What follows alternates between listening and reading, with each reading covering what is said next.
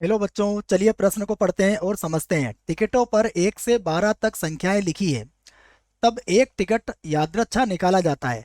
Ticket पर संख्या 2 या 3 का गुणज हो, इसकी प्रायिकता ज्ञात कीजिए। तो बच्चों, प्रश्न को हल करने से पहले प्रश्न के लिए हम मुख्य अवधारणा लिख लेते हैं बच्चों, ठीक है, जिसकी सहायता से हम इस प्रश्न को हल करेंगे। तो प्रश्न के लिए मुख्य अवधारणा, मुख्य अवधारणा में बच्चों हम प्रायिकता को ज्ञात करने का सूत्र लिखेंगे। ठीक है, तो देखो प्रायिकता बराबर क्या होता है ये हमें पता होना चाहिए। प्रायिकता किसी भी घटना के लिए हो सकती है बच्चों। तो प्रायिकता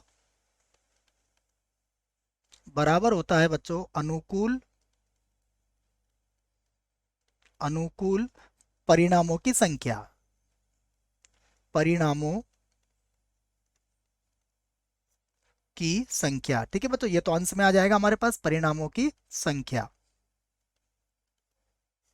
और इसके बटे में आएगा बच्चों कुल परिणामों की संख्या। यहां पर क्या आएगा? कुल परिणामों की संख्या, ठीक है, परिणामों की संख्या। यह सूत्र है बच्चों प्रायिकता ज्ञात करने का, जो आपको इस प्रश्न के लिए याद रखना है। ठीक है, तो ये हमारे पास प्रायिकता का सूत्र हो गया। अब देखो बच्चों, टिकटों पर 1 से 12 तक की संख्याएं लिखी है, तो बच्चों ये हमारे पास क्या हो जाएगा?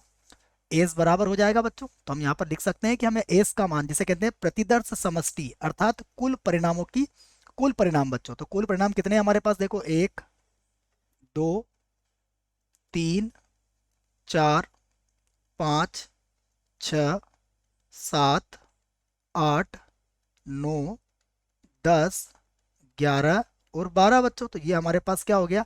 एस बराबर हो गया बच्चों। अर्थात यहाँ पर हम कह सकते हैं कि इसमें जो अवयवों की संख्या है वह कितनी है? 12 है।